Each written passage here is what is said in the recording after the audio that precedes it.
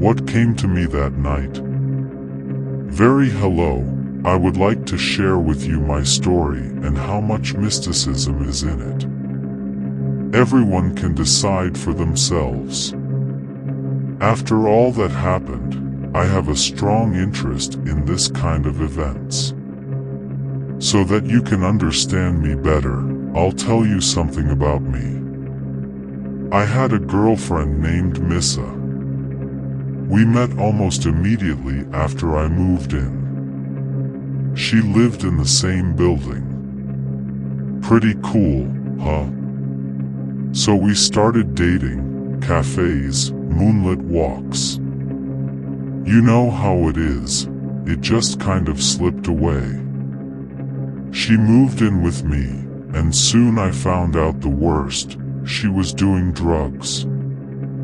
I will not bore you with the details of our lives. I will only say that her passion for illegal drugs began to threaten our relationship and began to go further and further. Talking and scandals didn't help. And when I noticed that from the apartment began to disappear money, I decided to put a stop to our relationship. After that, for 2 years we did not communicate, even did not say hello. I knew from mutual acquaintances that Missa was going downhill. One day I even decided to go over to her place to talk to her. She met me at the door, pale and gaunt, and told me she wanted nothing to do with me. I didn't insist. I have a cat, white with black spots, with a gangly face and huge paws. I met him outside my front door about 5 years ago.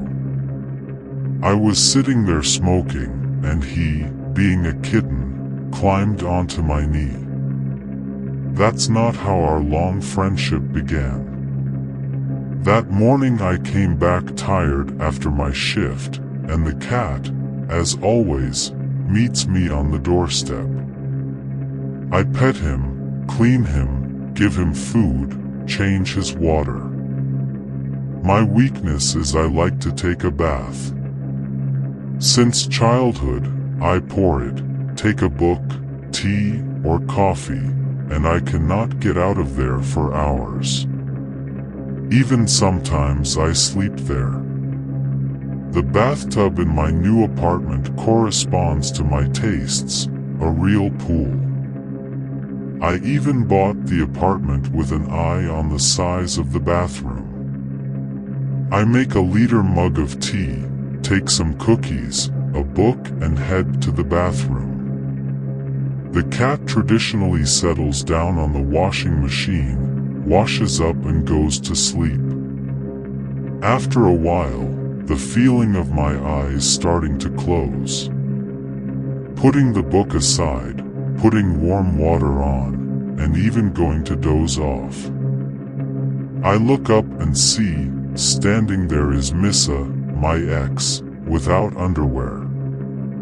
She and I used to spend time together in the bathroom without saying a word. She climbs on top of me, and I, not to say I minded much, sat on top of her.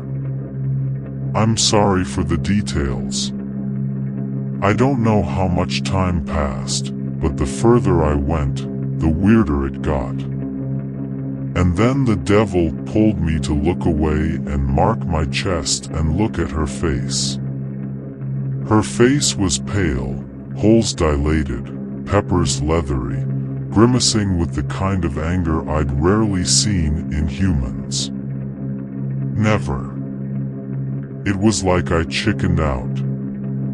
I realized there was something fishy going on. I mean, Missa hadn't had the keys to my apartment in 2 years. I tried to pull her off me, but she wouldn't get off. Instead of getting off, she grabbed me by the throat and started drowning me. You know, I'm a big man, and I work out regularly. She weighed 50 pounds, but no matter how hard I tried to pull her off me and loosen her grip on my neck, nothing worked. My arms and legs were sliding on the acrylic tub. It was getting harder by the second to resist. I tried to scream something, but my mouth and nose were flooded with water. Suddenly a sharp pain in my arm pulled me out of the darkness, and with a jerk I jumped out of the water. I coughed a couple times. I was twisted upright in the water. I was already having trouble breathing. Could a cat with a bloody face yell in a voice that wasn't its own while sitting on a washing machine? I looked at my arm. It was torn and bloody. As it turned out, the cat had bitten my forearm down to the bone. As you can probably guess, I fell asleep in the bathtub and started drowning. And the cat, sensing something wrong, decided to wake me up. Thank you very much for that. Missa, as it turned out, was just a dream, and after drinking cognac, I wrote it all off to beriberi, fatigue and some sleep paralysis. Or whatever the usual explanation is nowadays. I would have forgotten about it, but what happened next shocked me. 2 days later, the police rang the doorbell, looking for witnesses to open the apartment. Since it was a weekday, they got to my floor and opened the door to Missa's apartment. They found her in the bathroom, dead. She had overdosed 2 days ago.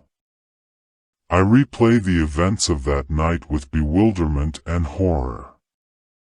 Was it really Missa's ghost that came to me in the night and tried to drown me? When I think about it, chills run down my spine.